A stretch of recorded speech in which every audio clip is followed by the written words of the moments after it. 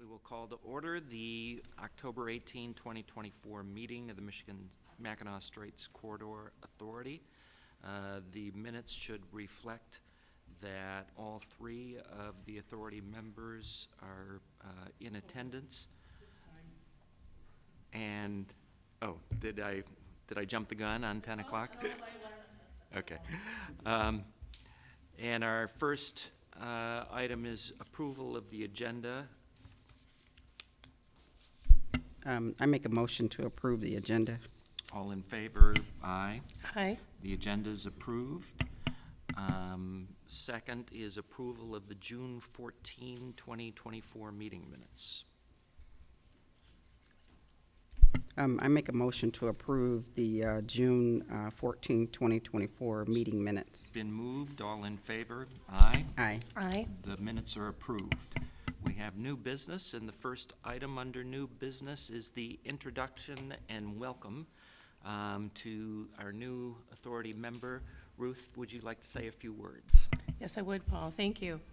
I appreciate the welcome, and I look forward to serving with my fellow esteemed board members in this volunteer position. I wanted to thank the Governor's Office and the Senate for approving my appointment. I understand the significance of this appointment in the Mackinac Straits Corridor Authority and its duty regarding the utility tunnel under the Straits. This is an extraordinary endeavor and important to both the upper and lower peninsulas. Just a little bit about my background. I am currently working part-time for Fishback, which is a civil engineering firm in Michigan. And my prior experience includes over 20 years experience with Federal Highway Administration in an oversight role relating to the Federal Aid Highway Program in the construction of roads and bridges within Michigan. My latter years of experience also included managing the environment and real estate programs over MDOT and the local agencies in Michigan. So thank you for that opportunity to introduce myself. Thanks, Ruth, and we look forward to having you on board. Our next item is the annual report. Devin, did you want to make a brief statement about that? Thank you, Chair. Devin Sullivan, Special Assistant Attorney General to the Authority, and welcome Member Hepfer. MCL 254.324D sub 2 requires that the Authority provide an annual report to the Mackinac Bridge Authority and the Director of the Department of Transportation that, quote, is regarding aspects of the utility tunnel that could affect the Mackinac Bridge Authority, including, but not limited to, the progress of construction and utility leasing, end quote. A draft report was provided to the members of the board. Briefly, the report updates the MBA and MDOT on the status of the board members' terms, as well as our new member, the public meetings that were held this year, any changes in the contractors and advisors retained by the authority, the status of the EGLE, Army Corps, and MPSC permits, Enbridge having selected the Mackinac Straits Partners joint venture as the construction contractor for the tunnel, the monthly reports received from Enbridge on the project, and the status of our discussions with PFN on a potential agreement for fiber optics in the tunnel. And if the board approves the draft, then we'll get it finalized and submitted to the MBA and MDOT. Any questions? Okay. I'll entertain a motion for approval of the annual report. I motion to approve the annual report to the MBA. Been moved. All in favor? Aye. Aye. The annual report is approved. Devin, will you take responsibility for making sure that it is actually submitted to both the Mackinac Bridge Authority and the Director of MDOT? Yes, I will. Thanks. All right, we are now on project permitting updates. There are a number of permits that are necessary in order to actually construct the tunnel that is envisioned in the authority agreement with Enbridge. And those permits are required in advance of that construction occurring. The first that, Devin, you can give a brief summary of the status is the one issued by the Michigan Public Service Commission. Thank you, Chair. Last December, the Michigan Public Service Commission issued an order granting a certificate for the relocation of a segment of Line 5 into the tunnel. That order was appealed. Briefs on appeal were filed since our last meeting by the appellees on August 29th, 2024. Briefs were filed by the MPSC itself, Enbridge, the Michigan Propane Gas Association, National Propane Gas Association, and the Michigan Laborers District Council. Then on September 19th, 2024, motions for leave to file amicus curiae briefs were filed by the Attorney General, the Small Business Association, and the Michigan Chamber of Commerce. Each of those were granted by the Court of Appeals this past week. On October 3rd, 2024, reply briefs were filed by appellants Environmental Law and Policy Center, Michigan Climate Action Network, Bay Mills Indian Community, Grand Traverse Band of Ottawa and Chippewa Indians, Nottawasepi Huron Band of the Potawatomi, For Love of Water, and Little Traverse Bay Band of Ottawa Indians. Appellant Matthew Bork filed a motion to extend his time to file a reply brief, which was granted by the Court of Appeals, which set that deadline for October 28th. Appellants Michigan Environmental Council, Tip of the Mid Watershed Council, and the National Wildlife Federation have not filed a reply brief or a motion to extend their time to do so. Once the briefing is completed, it'll be submitted to the Court of Appeals to set a date for oral argument, which will likely be sometime in 2025. Thanks. Any questions with respect to the MPSC permit or that appellate process? It's not really a question. I just asked Devin to speak. When you say amicus brief, I had to look that up, to be honest. And I did, for the layperson, could you please explain what that means that was filed by the AG's office? Thank you. Absolutely. So an amicus brief, the Latin essentially means friend of the court.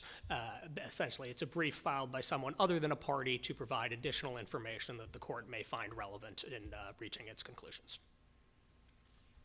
Thank you. Any other questions with respect to the MPSC now appellate process? Okay, and just to emphasize, we're actually not a participant in that appellate process, but we are following the progress of the appeal and making note of the filings that have been submitted by all of the different groups that Devin has identified. The next permit that is still under review for the project is an Army Corps of Engineer environmental impact statement. Mark, can you provide an update with respect to that? Yeah, good morning. Thank you. We, staff on behalf of the MSCA, met with the U.S. Army Corps last week to get an update, knowing this meeting was coming on the permitting process. They are still drafting portions of the EIS and having consultation with Environmental Impact Statement, or EIS, is currently in the drafting process. They are working on that now in consultation with cooperating agencies. The target for completion of the draft Environmental Impact Statement, or EIS, will be the spring of 2025. And then completing the decision process and releasing a record of decision, or ROD, the spring of 2026. Okay. Any questions to Mark with respect to the Army Corps EIS process? Mark, is the understanding that that's still pretty much the schedule? Has there been any discussion that the schedule may change, or is that still pretty firm? Pretty firm. So the last, leading up to the last several board meetings, we've been in consultation with the Army Corps to get an update on the process, and the dates have not changed. And as of this point, there's no expected change in the dates. Okay, thank you. And then the third permit that we'll be receiving an update is one that issues from the Department of Environment, Great Lakes, and Energy. Enbridge is the applicant on that. Can you provide us with an update with respect to that one? Yes, good morning. Anna Mooney, Government Affairs for Enbridge Energy. As was noted, Enbridge applied for our EGLE permit, so Department of Environment, Great Lakes, and Energy permit. As a reminder, we did apply for that permit back in April of 2020. We received that permit in February of 2021. It's a 5-year permit, as was just indicated by the last presenter on the Army Corps process. The the Army Corps permit is not expected until spring of 26, as the schedule is available right now. And so it's our anticipation that a valid permit that we do have right now with EGLE will expire by the time we receive our Army Corps permit. So Enbridge does plan to renew our permit, likely anticipated to submit that application by the end of this year, by the end of this calendar year. Anna, actually, there are more than one permits that Enbridge has submitted to EGLE. Can you briefly give us a thumbnail sketch of which permit in particular this one is, and the other permits that EGLE has issued for the project? Yes, so our a resource permit, which is the permit that we need to have in order to construct where we may have impacts to wetlands. That was what was submitted as we call a joint permit application, or a JPA, that was done at the same time both to the Army Corps and to EGLE. And so that's the permit that we are seeking to renew. Again, it has a 5-year expiration date. And so that's set to expire before 2026, in February of 26, which is prior to receiving the Corps permit. The other permit that you're speaking of is the NPDES permit. Please don't ask me that acronym. National Pollutant Discharge Elimination System. Thank you permit. very much. Appreciate that. So the NPDES permit, that has an expiration as well, but it's one that will, it's my understanding that it's one that will continue to renew throughout the lifetime of the project. It's something that we have around, existing operations and stations, and it's that's not one that we're renewing at this time, though. Not in this period, likely into next year. And I wanted to say, for the benefit of the public, we've had a number of questions about different environmental reviews of these projects that have occurred or that will occur. And in order to be kind of a facilitating source of information, our website has recently been redone so that a number of these permits, even though we're not the authority that makes the decision about the environmental impact statement, that comes from the U.S. Army Corps, or the wetlands permit that comes from the department, the EGLE, the Department of, I still know it by the old name, which was the MDEQ, but the Department of Environmental, Great Lakes, and Energy, both for their wetlands permit and the National Pollutant Discharge Elimination System permit. We are attempting to make sure that there are links to all of the information with respect to those permits on our website, so that it can essentially, even though we don't govern those processes, we at least can provide a helpful kind of one-stop shopping location where you can look to find all of the information and go to the other regulatory authorities that are reviewing this process. The same for the MPSC process and the appeals that relate to it. Did anyone have questions for Anna with respect to the renewal application of, is it considered a renewal application, or are you just simply going to be submitting a new application? We are submitting a new application, but Okay. it's fairly mirrors the initial application from 2020. Okay. Any questions for Anna? All right, thanks. Thank you. The next item that we have as a business item is the third-party utilities Peninsula Fiber Network fiber optic proposal.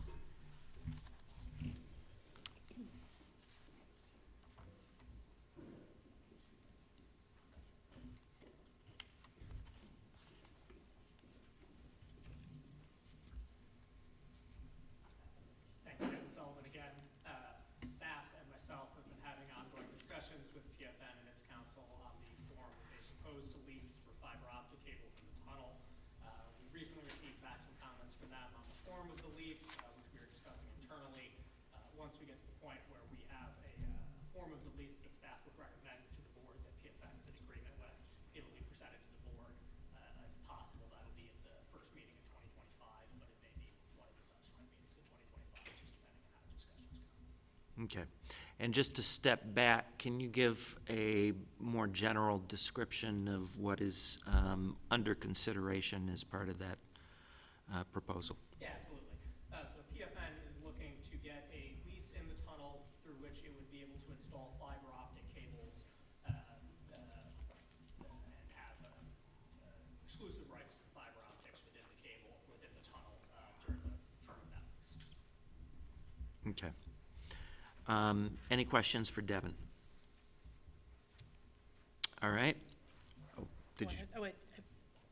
I was just curious on the exclusive rights. It would be just for what they're looking for is the term of the lease, not in perpetuity. I mean, it's, Yes, and that's one of the current points of negotiation that are ongoing with PFN is what exactly that term would be, and would the exclusivity be for the entirety of the term or some portion of the term, and that's an ongoing discussion. okay, thank you. All right. Next item under new business is construction and general progress update, a report from Enbridge. Anna, it looks like you're up again.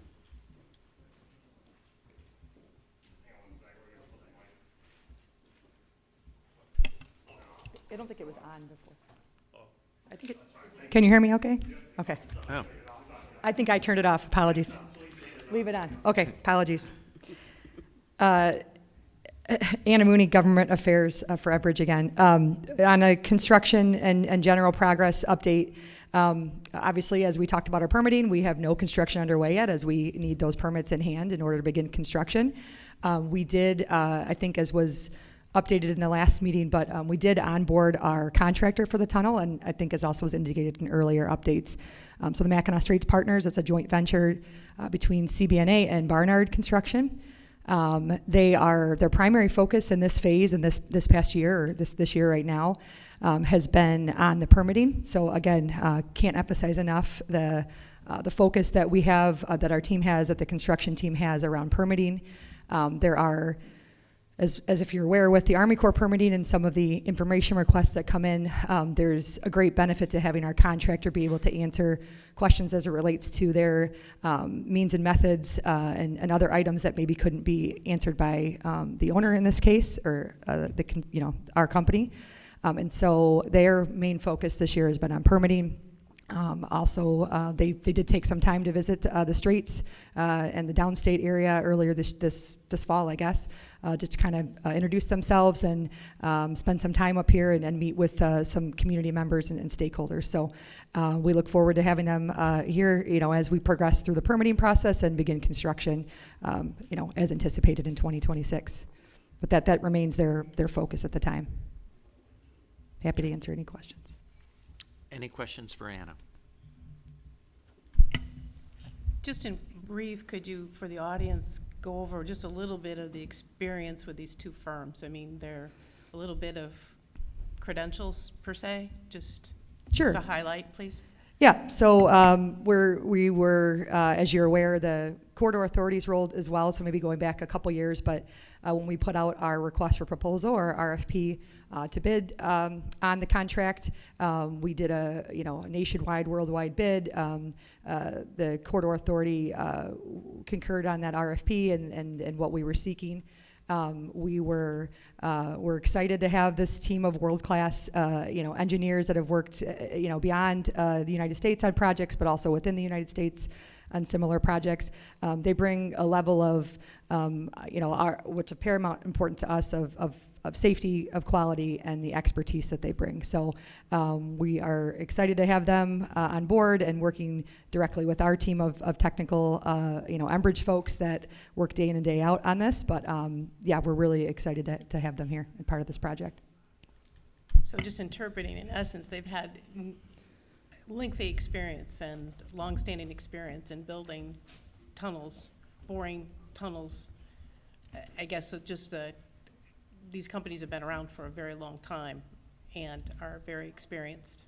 Yes, they have experience on tunnels where, you know, they've experienced, you know, depths of pressure, pressurized boring, as you're speaking to, and bringing those, you know, again, that expertise and their team and their wealth of knowledge to our project here in the Straits.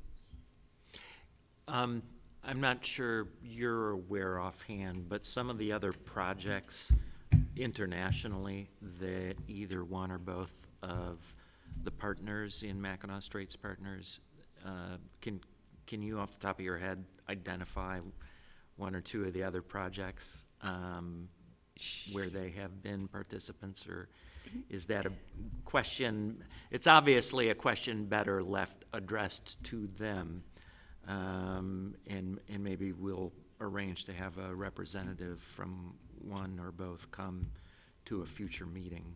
Yeah, I think that'd be helpful. I think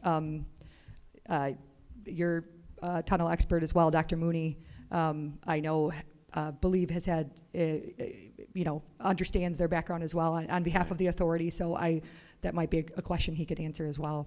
I don't think he's here today, but just in general, or I'm sure we could arrange for that in the future. Okay. Any other questions with respect to, and just a note for the agenda, we probably should have corrected this. It says construction and general progress update. I think a more accurate term is general progress update, because Enbridge does not have authority to commence construction at this time. That's our fault for how that is characterized on the agenda, but just a note for future agendas that unless and until there is authorization for commencement of construction, we should probably just characterize this as a general progress update. Anything else for Anna? Okay. Thank you. Thanks. The next item on the agenda is the consultant contract update. Devin, you're up.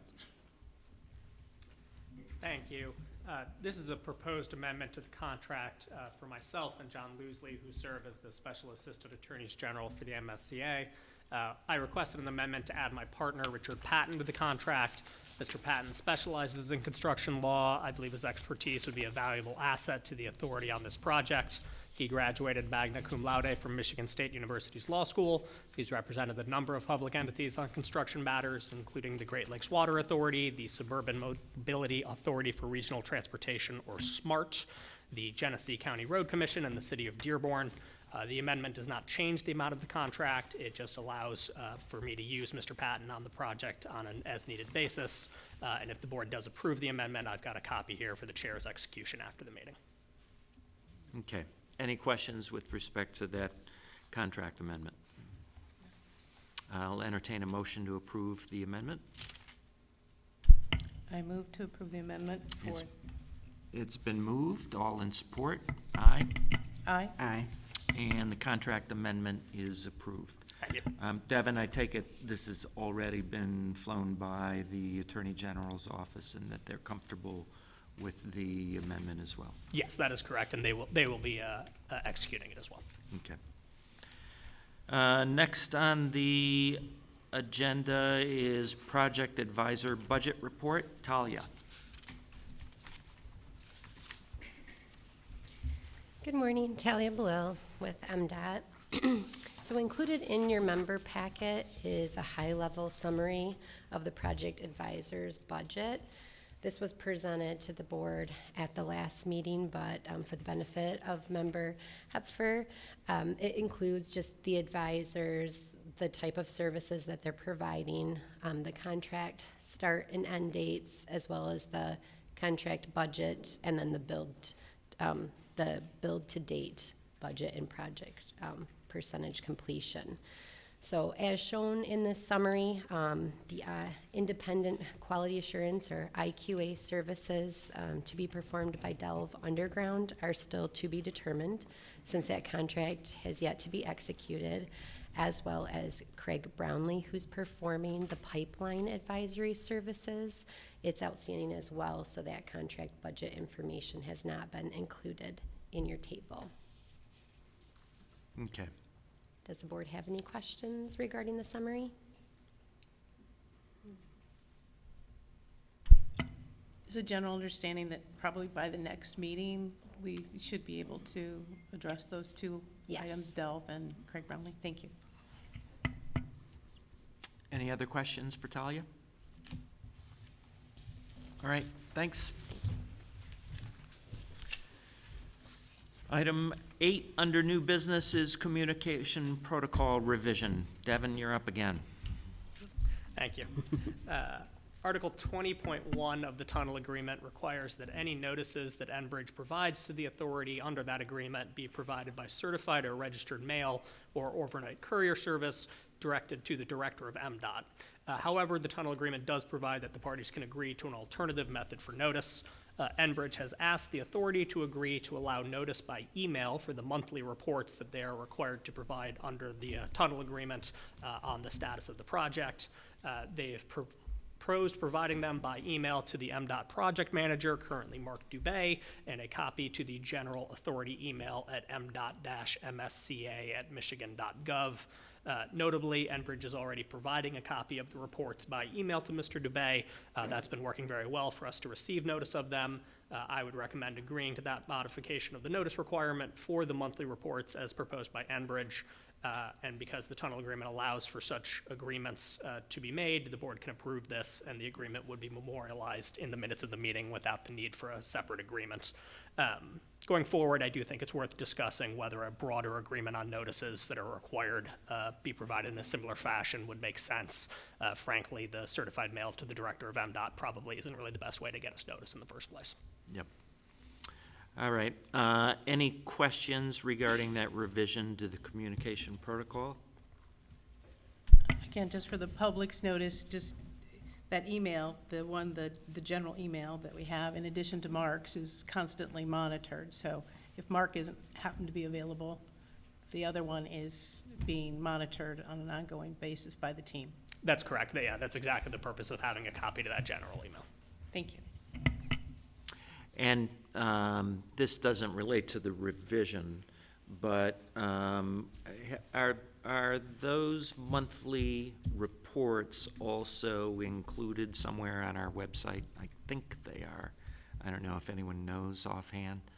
I'm not sure if that they currently are, but I'll check on that, and we Okay. can certainly get those posted. That Mark, you know the answer to that offhand?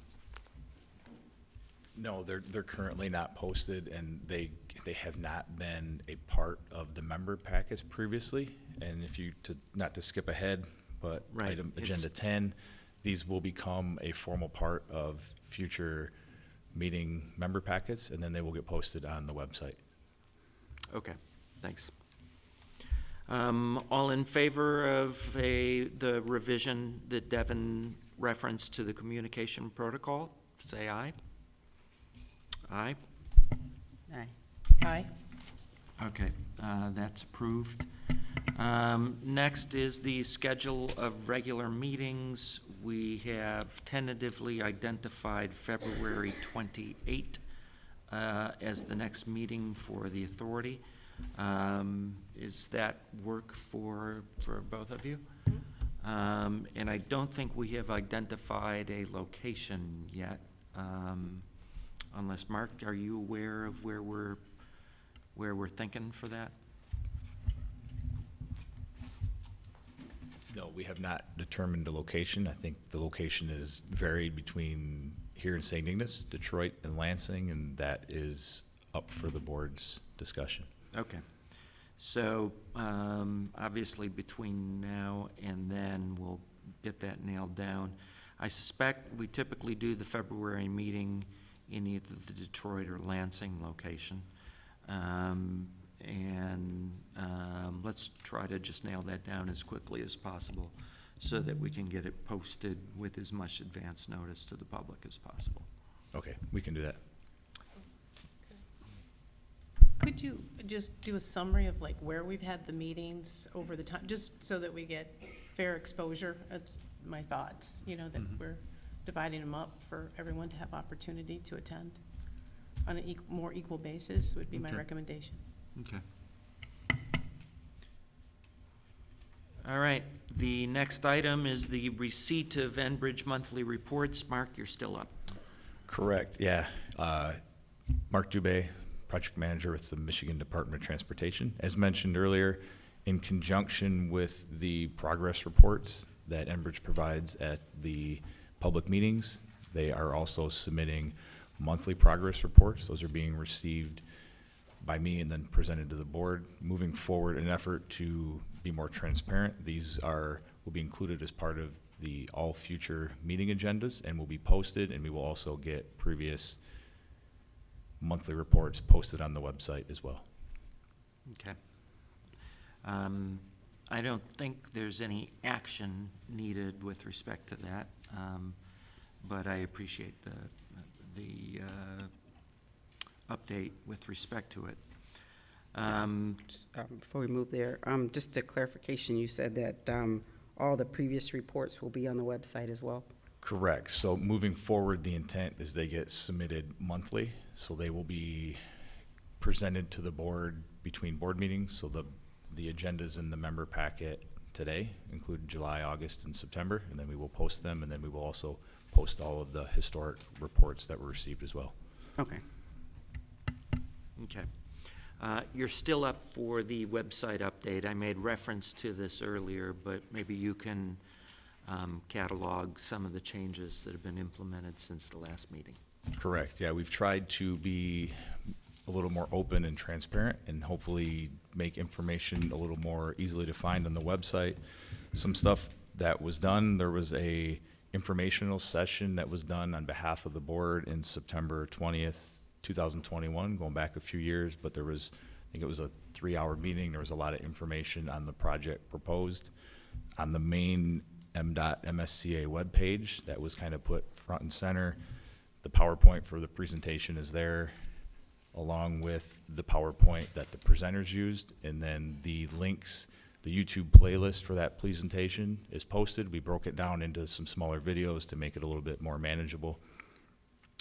We did update the member section as well to include new member Hepfer, welcome, which includes photo location and term information.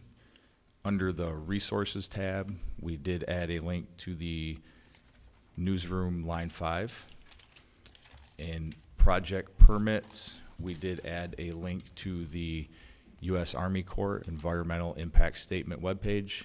And then, as Devin referenced earlier, we did add a link to the Michigan Court of Appeals case search along with all of the cases.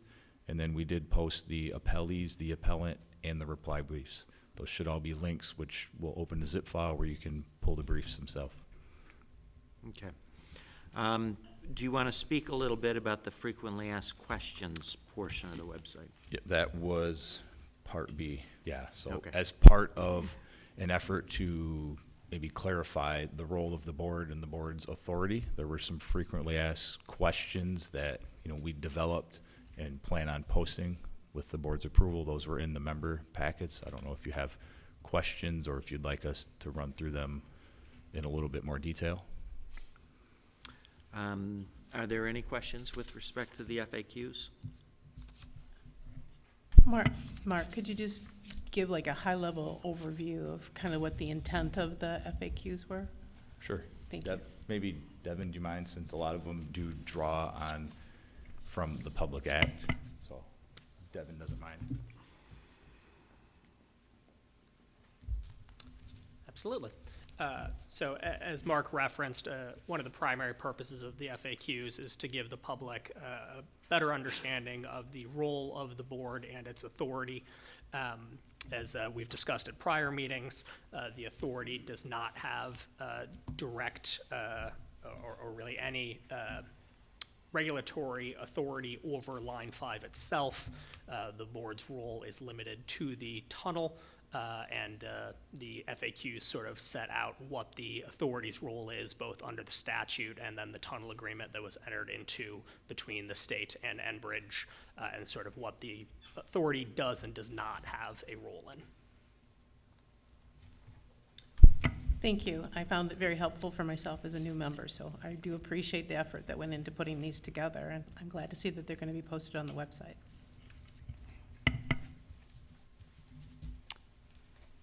All right, I'll entertain a motion for, well, I don't know that action is necessary on that item, but, I think it doesn't hurt to have a vote to approve the FAQs. okay. All in favor, I'll entertain a motion for approval of the frequently asked questions and the inclusion of them on the website. Yeah, I make a motion to approve the FAQs and have them added to the website. All in favor? Aye. Aye.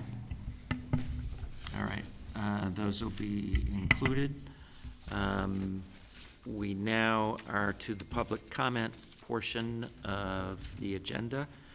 And in furtherance of what was just talked about on frequently asked questions, one of the things that was emphasized on those is that the authority has no jurisdiction or regulatory power over the existing Line 5. There is, I think, occasionally been some question about that as people have presented in public comment. And so I just wanted to mention that at the outset. Who do we have up first? Hello. Up first, we have John Welsh. And before we get started, I would like to say, in addition to in-person comments here, people can provide written comments using the link found in the YouTube description by visiting the Mackinac Straits Corridor Authority website. You can provide written comment there as well, or by emailing the authority at m.mdot-msca@michigan.gov. So we have John Welsh followed by Pat Egan. And you have roughly 3 minutes to address the authority. How many speakers do we have that are signed up? Today we have 9 speakers and 10 comments. One person is speaking twice on behalf of another individual. Okay. And also, I just wanted to indicate, when we receive written public comments, let's start including those in the minutes of the following, that we approve at the following meeting, just so we have a complete record of all of the comments that were received. Okay, now you're up. Good morning.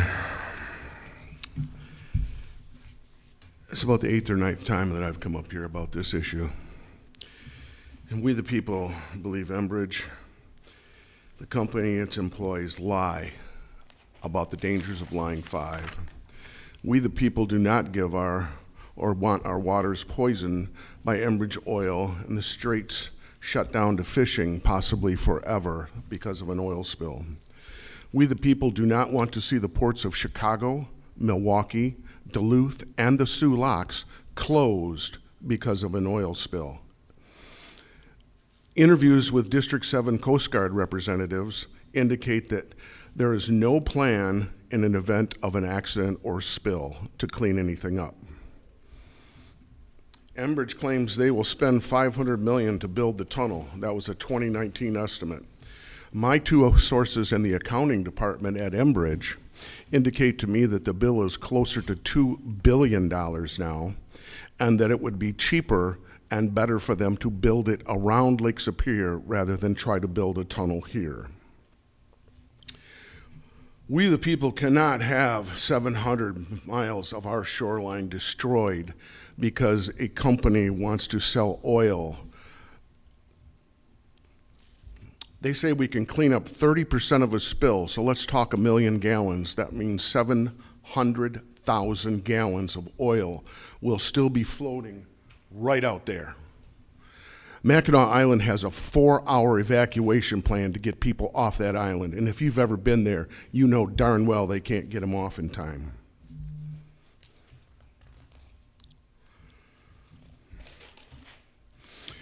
We, the people, deny this authority's legal status to do anything, and we, the people, may stop Enbridge and its thugs from building anything. We the people demand Line 5 be shut down. We the people deny that Enbridge has the right to be on the Bad River reservation land. To the authority, I say, sleep well tonight, because if that ever leaks out there, you're going to find yourself laying in bed staring at the ceiling, wondering who's holding you folks responsible for the damage that occurs. A tunnel that the state of Michigan will own, we don't want it, and we don't want to clean up the mess when it leaks. We the people deny that the Michigan Straits Corridor Authority was legally created.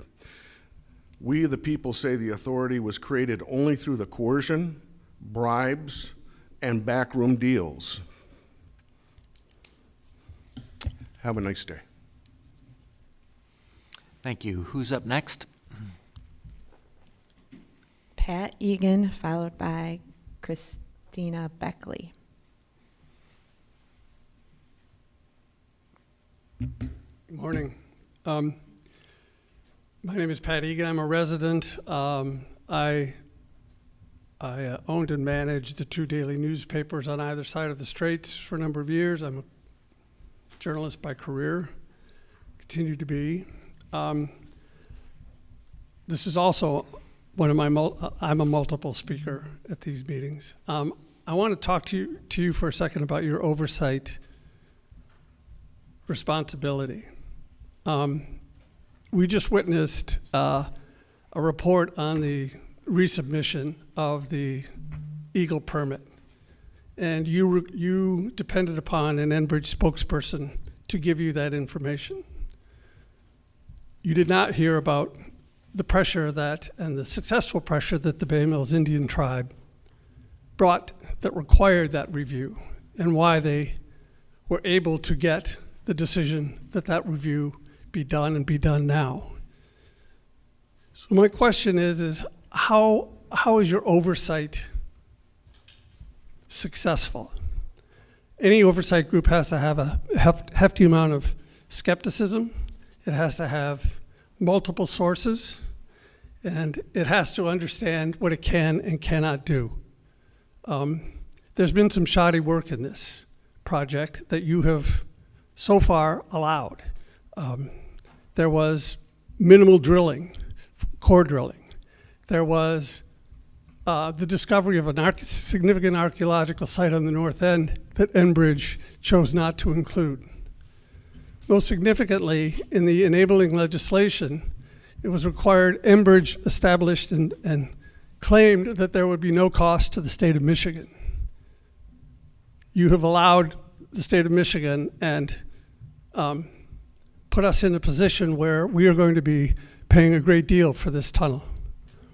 I would also include in this oversight that the enabling legislation required insurance indemnifying the existing situation and the tunnel, neither of which Enbridge has submitted to you.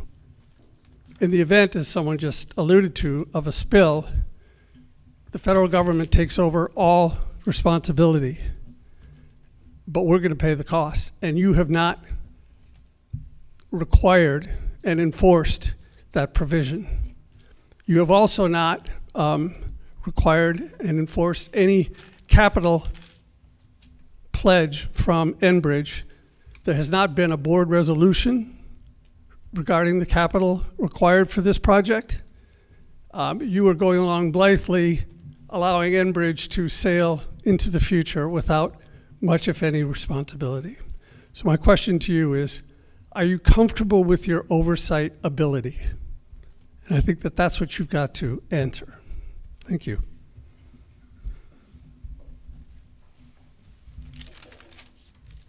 Christiana Beckley, and my apologies if I mispronounce any names, followed by Janet Comstock. Hello, yes, my name is Christiana. I am a resident of Detroit, but I spend a lot of time in northern and throughout Michigan and on these lakes. And so I first wanted to thank you all for your volunteer service to oversee the safety of this process. But I do wonder how you can tout this project as safe when we know that it's presented as an alternative to shutting down this illegally running pipeline that has leaked over 1 million gallons of oil in its recent lifetime. And there are plenty of maps and statistics that are widely available that we can provide to anyone here with links outlining the precarious position and condition of the current pipeline. And I do thank you for clarifying that you don't have any jurisdiction over the current pipeline, but I don't see how, if you are overseeing a process that is meant to be an alternative to something, how you can't also take that into consideration, and really even continue to allow the discussion and the permits to be filed and all of these things to fix something that is currently illegal and hazardous. So we know the catastrophic effects it could have were there to be a breach or a mistake in the horizontal drilling through limestone bedrock, which is prone to unpredictable erosion and sinkholes along the bottom of the Straits of Mackinac. How is it that our state can appoint a body of volunteers to ensure the safety of an illegal operation? I also wanted to ask if you as a body were to want to stop or pause the construction of the tunnel, do you have any jurisdiction to do so? And if so, how and from whom? You have a lot of internal discussions before presenting things to the public. I'm wondering how your decisions are made, how much weight public comment or other bodies or other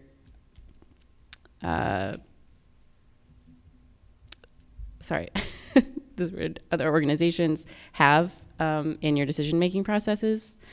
It says on the MSCA website that you will own and be responsible for the operation of the tunnel following its completion, but I know that your 3 positions will be terminated in December of 2026. If the Army Corps of Engineers EIS is not going to be completed until early 2026, I don't imagine that the tunnel will be completed by the time your positions are terminated. So I'm also curious about who then becomes responsible and why the term would not extend into the full construction of the proposed tunnel. Thank you.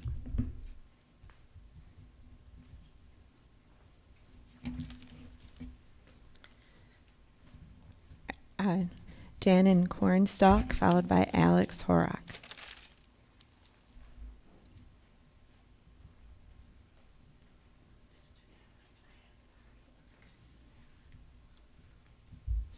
Ani Buju, good morning. My name Janan Cornstalk, Nadishikaz, Mackinac St, Odawa, Cass Corridor, Indonjaba, Mashike, and Dodom. What I said in my language is, my name is Janan Cornstalk. I am a citizen of the Little Traverse Bay Band of Odawa Indians, and where my voice first sounded was in Detroit, Michigan. That is where I was born, and I am Turtle Clan. So some little cultural information there for you. Thank you kindly for hosting this meeting and for your volunteer service. Well, one thing that I wanted to ask is, it's my understanding that this is some of the territory of the Sault Ste. Marie tribe, and where Enbridge is proposing their tunnel that has a threat to our sovereign rights. And so if you are hosting these meetings in several of the tribal territories, I don't know why you don't do a land acknowledgement to honor the indigenous people that have been here before supposedly Christopher Columbus discovered these lands. So that's a suggestion for the board there. And then for your website, one thing that might be helpful is if you had terminology, like you alluded to earlier, that there are many acronyms that people don't understand, or, you know, in all of these project permits, I'm not a lawyer, I'm not, I did construction work in Chicago. I was part of the laborers union. So there's a lot of people that don't understand those frequently used terms that you have in your meetings or that are on the website. So maybe a terminology area for people to reference. There's a lot of people that do that. with legalese and those types of things. Other governmental bodies do that as well, so that the general public, if they don't know what that is, then they have a reference like the MPSCA or whatever, those types of things, that they can have a better understanding when they do read those project reports or other things that are submitted to you. The other thing is, I did look on your website and I didn't see a mission vision statement for you all. So that might be helpful when people have questions about what is your authority, what is not your authority. But I did look at your website and I got that you're kind of like the liaisons between Enbridge and the state, but it wasn't really clear, and that's why perhaps you all have gotten many of those questions about what you do and what it is that you don't do. So, and then with all of these Enbridge permits that are submitted, I'm wondering who it is that, I know that MDOT and other governmental agencies are like kind of overseeing those, but who is it that, with these permits, does the public have input on it, just like the environmental impact statement? But these other permits, it's kind of like they go from Enbridge, they go to MDOT. We are privy to them even before decisions are made. And so it's, you're sidestepping the public. You're doing a permit and Enbridge submits it, it's like you rubber stamp it and then that's okay. So I don't think that that's transparency, and that the public needs to be privy to, oh, okay, on this date, Enbridge submitted a permit, and so then what was in that permit? Or even understanding the permit process. A lot of people don't understand that either, or even the terminology that is in some of those permits. And so myself and I think there's like several other Indigenous grandmothers met with the Army Corps of Engineers, and I'm going to encourage us to do that again when it comes to environmental impact statement, because it's not a done deal. And so I'm kind of, wondering what the Attorney General, when she ran for office, this was one of the platforms that she that she went on, was to shut down Enbridge. But she didn't really have a plan. It was a platform that she ran on to be able to get my vote, which she did. But, and I'm hoping that all along the process, that whatever processes that you use, that you provide transparency to the public, for Enbridge, MDOT, and all those other people, so that we are, and the tribes too. It's like you all are making many, many decisions on behalf of the people of Michigan. And for those of you that don't understand, the tribes in the state of Michigan, we are not stakeholders. We are sovereign tribes. We make many decisions, and when we make decisions on behalf of the land and the water, it doesn't just impact us, it's for the general public as well. So when we do our fish hatcheries and all of those other things on behalf of the land and the water, it benefits everybody. It's not just for our tribal citizens or within our reservation boundary. So I'm going to say about that much, but thank you kindly for your attention. And I did ask for your email, so if I have any other questions of you, if I could get those emails as well. So if I have any questions, I can email. Another thing that somebody that wasn't able to be here today is I would encourage you to read the public comments here that were submitted online, that you have a record of, so that we can hear them, and so that we're not redundant. Maybe they're asking a comment that we already want to comment on. And then they said, why is it that they cannot make a comment live, on the computer or whatever, and have that read here? So that was one of the people downstate that was not able to attend today. So that's another suggestion. So thank you kindly. Thanks. A couple points that Jeanette raised that I wanted to follow up on. I do think it's a good idea to have a glossary of acronyms and terms that are bandied about quite frequently. So just as a direction to staff. Compilation of something along those lines would be helpful. And the second item that struck me, the public hearing opportunities on the other permits. For example, the wetlands permit that Anna indicated would be submitted by Enbridge to EGLE. I think there is an opportunity for public comment with respect to the issuance of that permit, and identification of when and where that would be. I know it's premature right now because the application hasn't even been submitted yet, but we may want to include on the website being a clearinghouse for the other locations where there is an opportunity for public meeting, public hearing, or submission of comments on those other permits. Ready? Go ahead. Hi, I'm Alex Horak. I have in front of me a report titled Geotechnical Exploration Level of Effort for the Line 5 Replacement Tunnel. And this was produced by Macmillan Jacob Associates in early 2021, and it was addressed to James Clift at EGLE and Ryan Mitchell at MDOT. Enbridge's documents have claimed that the tunnel will be drilled entirely through bedrock. And contrary to this, this report found that Enbridge's own geotechnical investigation, which it assessed, would be drilling through loose sediments other than bedrock, and the report goes on to discuss the dearth of data provided. It says that a significant number of test borings were terminated near the middle portion of the alignment.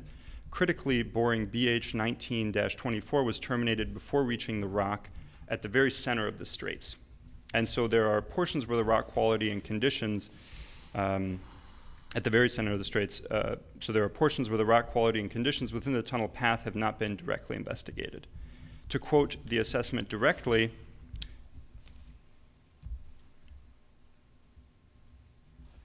it says that there is a significant absence of available data from within the tunnel alignment, as BH19-24A is the only data point within the alignment over a span of approximately 11,000 feet. That's over 2 miles where there's no data. That seems like a pretty glaring omission. It goes on to say, quote, for the Enbridge summary document, in short, it alone does not adequately characterize the anticipated ground conditions on the site. And this report produced for EGLE and MDOT seems pretty damning to me. And so I know that some of you were not around when this report was produced, and I'm curious, have you read it, and what's being done to assess these omissions, these data omissions, and where on the website could I easily find a response to these very hazardous findings produced for MDOT and EGLE? Thank you. Thanks. What, your name again? Alex Horak, H-O-R-A-K. Alex, thank you. You're welcome. Any other questions? Not right now. I do have a vague recollection of discussing the data for the boring in a technical presentation that was made a few years ago.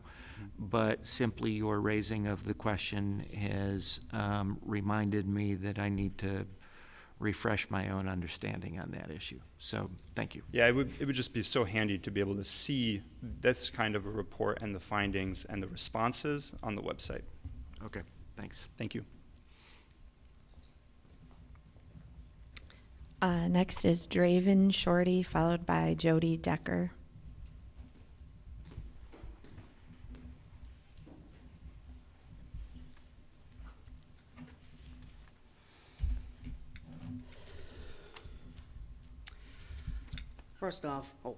First off, my name is Draven Shorty. As I represent as a water protector and on behalf for my Michigan people. And not just for Michigan people, but for all people as well. There is a higher risk for the oil and of course the water. And what I mean by that, I mean there are the risk, higher risk when oil spills, putting the nature, animal life, people, and of course, children as well. And let me speak to you of what I believe. Every day, I look at children playing in the water. I look at people, and especially boatmen fishing and preserving and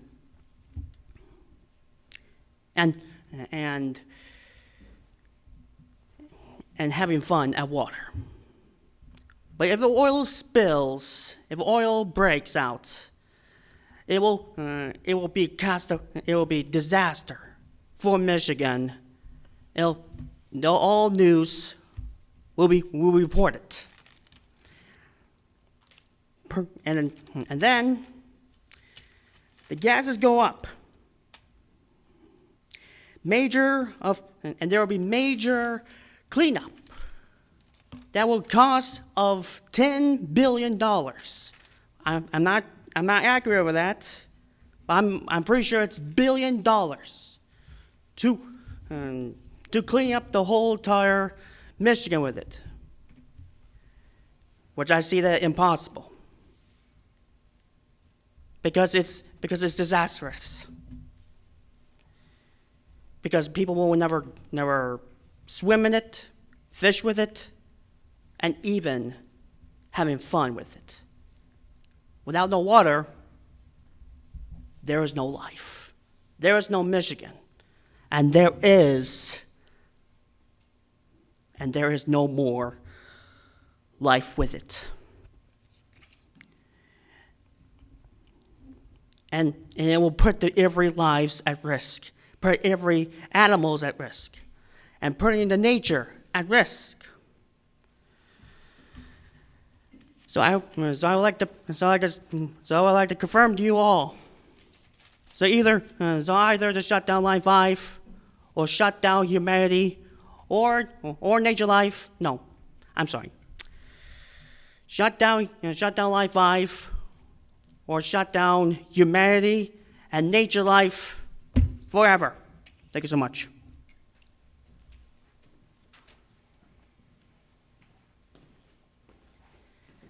All right, next is Jody Decker, followed by Tom Eustace.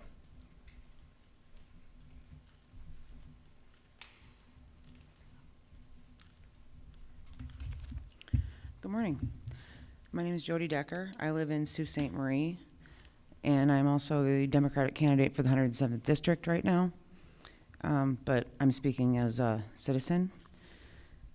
I'm not going to go over things that people have already talked about. Well, I might, but it's my understanding that this type of tunnel has never been done in the United States before, or possibly in the world, in fresh water, and in the Straits of Mackinac with the current that it has. It's also my understanding that there is no plan for stopping it or cleaning it up if it breaks during the winter when there's ice covering it. So I'd like more information on that from Enbridge. Also, it's my understanding that Enbridge does not carry enough American insurance to cover a spill if it happened here. And I'd like more clarity for the public, because as I'm going around knocking doors and I'm hearing what people think we get from Enbridge, there needs to be more clarity about how much gas and oil or propane that we actually get from that tunnel, because people think we get a lot from it and that it will raise our gas prices if it were to shut down, and that's not the case. It is estimated about 12,000 homes in the UP get their propane from Enbridge, and some airline jet fuel or whatever in Detroit. And the rest goes straight back to Canada. So Michigan is taking all the risk, and Enbridge gets all the reward. If that tunnel were to leak, Michigan's economy would go in the toilet. We're a tourist area, and you're going to build it through 21% of the world's fresh water. That makes no sense to me, to use us as a shortcut for a Canadian pipeline. Then they're going to have out-of-state workers coming in. We've seen what happens with that in Sault Ste. Marie with the Locks project. Our housing prices have doubled. Rent has gone through the roof. All of our prices have gone up. And the out-of-state workers are making awesome money. The people that live there are suffering. We can't even find, I'm a social worker. I can't find housing for people. What are they going to do in St. Ignace? It's going to be the same situation. They're going to have man camps. And I know the tribes are against that. And then Michigan being responsible for the maintenance of the tunnel. A lot of people don't know that we have to pay for that tunnel after, because we're going to own it for some reason, and that they want the Mackinac Bridge Authority to take over maintenance of the tunnel, and the bridge doesn't want it either.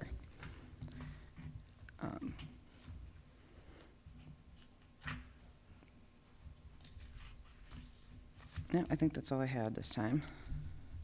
Thank you. Thanks. There are 3 more individuals signed up: Tom Eustace, John Shading, and Denise Petoskey.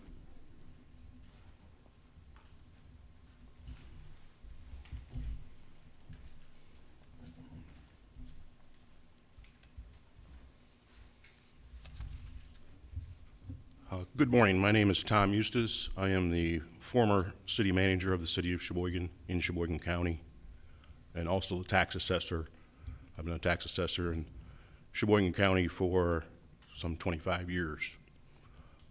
Enbridge has long been the #1 property taxpayer in Sheboygan County because of Line 5. They are now #2.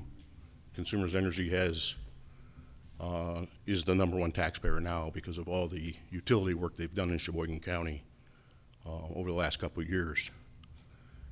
But Enbridge has over $35 million in taxable assets in Sheboygan County. They pay over $400,000 annually in property tax in Sheboygan County, and they've paid millions of dollars in property taxes that go to the county, our school system, our townships. So they are a very viable corporation in Sheboygan County that generates revenue for the county. Sheboygan being a tourist destination and Sheboygan County a tourist destination, we are well aware of what a oil break would do in the Straits of Mackinac. But that's why the tunnel is the answer. If we put the tunnel in, then the probability of oil getting into the Straits of Mackinac will be near zero. I've also recently have visited the Enbridge sites in Mackinac City and St. Ignace and their operations center in St. Ignace. And there was an anchor strike on April 1st, 2018 that hit Line 5. It didn't break, but Enbridge has taken a lot of safety, they've made a lot of safety progress to stop an anchor strike. And I've been in their operations center, and I would say that the probability of Line 5 ever getting hit by an anchor again is next to zero. But if we put all those utilities in a tunnel, it will be zero.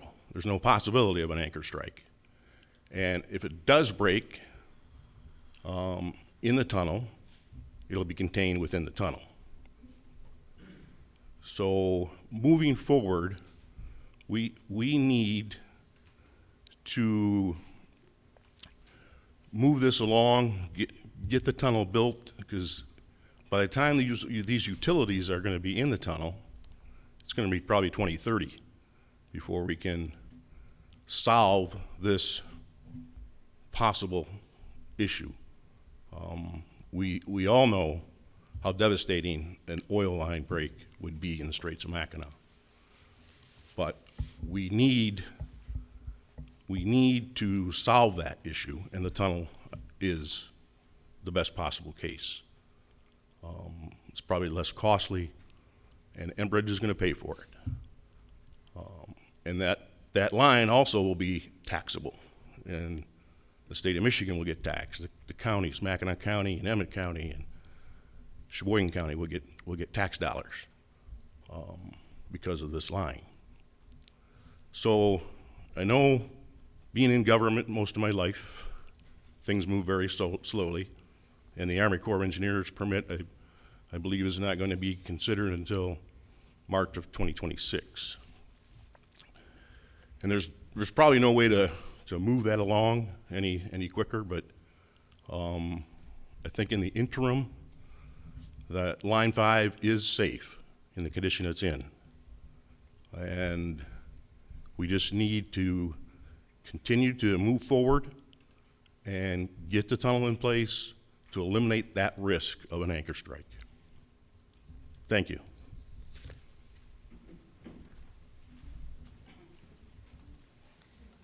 All right, the last two individuals are John Shading and Denise Petoskey.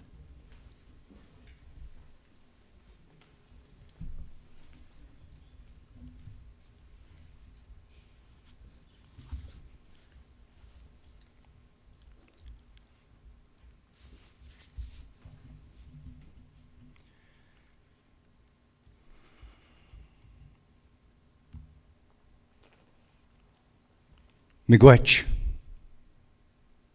Buju, Kinawea, Anin, Indina Wemagonadok, Gizagan, Nijiak Minwa, Ikweyak, Jingwa Kuns Indijnikas, Gitchagami Nibish, Minwa Arquam Shing and Donjaba, Maingen Odem, Anishnabe Ojibwe Nene, and Dao. Jumukama, John Paul is my Christian name, and I'm here worthy and deserving of at least 6 minutes. But for some reason, I'm only allowed 3. Disgusting. I want you to listen, but I want you to hear me again. I don't know if any of you people were even on this board the last time I stood in front of it. I was pretty clear then, and I'll be more clear today. I'm not going to beat the dead horse of a lot of the details of what we already know about the bogus science and all the issues against the pipeline in its entirety and a tunnel that does not exist. I'm here to defend the sacred. This water to me is sacred. No one on this planet has a right to infringe upon that. The sacredness of that water to my people, to my person, to my ancestors, and to this nation trumps anything that you can bring here of this disordered actions of permitting and science in violation of the treaties before anything has even been decided through the Army Corps of Engineers or the EIS. You're moving forward when these things are not secured in advance. That's disorder and falseness. Cannot be one or the other. It's out of order. So let's stop the dialogue, as I said at the last meeting a couple of years ago. Stop the dialogue. Words lie. Actions speak. The governor revoked the easement, and we evicted them as a tribe. Just keep repeating the same dialogue here, and nothing's actually happening except taxpayers are paying for this. People are paying. I'm paying. Enbridge pays taxes. They pay taxes with the money they made from the people they sold the oil to. That's extortion. And it's foolishness. And it has no bearing on the future of this great turtle island, Mackinac O'Day. I'm here to defend the sacred. The risk of ownership and responsibility is monumental for any possible thought of a replacement pipeline or a tunnel. What about an earthquake in the winter or a terrorist attack? It'll shut down shipping in the Straits of Mackinac. You're not running any boats through here when there's an inch of oil floating underneath the water. It shuts everything down. Wake up. This isn't even a conversation we should be having. I want this board to do what I would do if I was you. Gezagen in Dinawemaganaduk. I love you, all my relations. Listen. I've been here all of my life and many generations before. This land and water, I'm a part of it, and so are you. Wake up to the whole truth here. The whole story is clear. It's revealed in the motives of the players in the game. What do you think my motive is here today? I could be at work or picking berries or hunting or fishing. I'm here to defend the sacred on behalf of my people, your people, the allies of the treaties that sovereignly protect and found the Constitution of this country. It's rife with half-truths and falseness and politics and corruption, backdoor dealings. I can smell it. I've been watching it for 25 years of my life. I've been fighting this battle against resource extraction, violation of my rights, displacement of my people by foreign investors for foreign profit that then they use against us as our enemies. And you have an authority? Nobody has that authority with me standing in this room. I'm sorry you don't, because you're in violation of disorder and my rights. So you have no authority here. Whoever gave it to you wasn't me or the general population or the tribes. If you want to have this authority, put another table there, and you should set myself or someone else, particularly Janan Cornstalk and Whitney Gravel right here. And then we'll talk about authority, because they have the authority. The Anishinaabe Kwe, who defend the sacred, protect the water for our people on which this land is protected and covered by treaties. There's the authority. Don't cut in line in front of me. My ancestors were here long before any other people were here, the Anishinaabe people. I'm also an immigrant, but I'm a descendant of this land, many generations of people that cleared the land just so that people could come and live here. Showed you how to live off of our medicines and our ways of life. Now we're being displaced by an authority that doesn't have the authority or the experience to speak on it, because you haven't come to me and asked me. I've lived here for 35 years of my life. I've watched everything that goes on in this community like a father. I love these people, and they know it. Because I love them. I live it. I don't talk about it. I do the things necessary for charity, mercy, peace, truth, justice, and I suffer dearly for it. Oh, I've got some enemies. And we all knew who they are. The Black Snake. It's written in the book. He's been after guys like me since time immemorial. So, I hate to be so verbose, and I don't really want to be here. But my motive is clear. And so are the motives of the people who are against me, against Janan, against the Anishinaabe people who defend and protect this land. It's built on our names, our language, our people. You can't continue to sweep us under the rug as if you've got an authority. You don't. The treaties are the authority, and until those are sitting equally by your authority, then there is no authority. Because it's thumbing the nose at the history of the people of this land. It's our land. We welcomed you here with open arms, and now here I am. I'm a French-Canadian Indian Finn from this land many generations. But I expect you all to respect it according to the people whose land that were native here. So let's move forward from here with a little more clarity and truth. I beg you, so I don't have to come back here again. You know, I say chimigwech to my brothers and sisters who spoke so eloquently today and covered some good things. I could go on for hours about all the details that are wrong with any theory of a replacement project. It's not a replacement project. They never took the pipe out. I went and looked. Well, why would you cut another 150 yards of forest and lay a new pipe next to the old pipe? If it's so good, dig it up and recycle it. What are you going to use the old pipe for? Suck water back out of the Straits of Mackinac? Are you hearing me yet? I could keep going. I got 1,000 of them. reasons to not let them continue to do this through tribal lands and watershed of Mackinac St. This is the heart of this planet. Her beautiful blood flows to the surface here and runs out across this continent to save us in case of a huge fire or starvation or blight. Oh no, we're going to run a pipeline through there.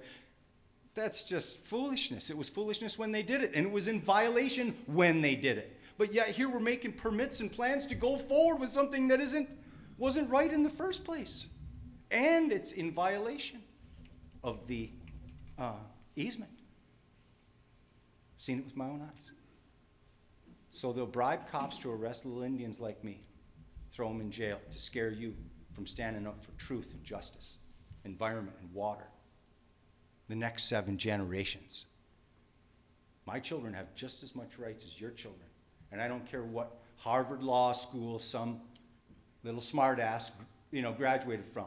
He ain't any smarter than me, or tougher, or smarter, or wiser, or faster. You understand? I'm somebody of intelligence and education also. I'm a Native American from Wetmore, Michigan, the eldest son of a bastard orphan. You can put all the titles you want on your people. They don't overstep my authority. I'm John Paul. That's all. We're equal. Let's act like it. Chi Miigwech.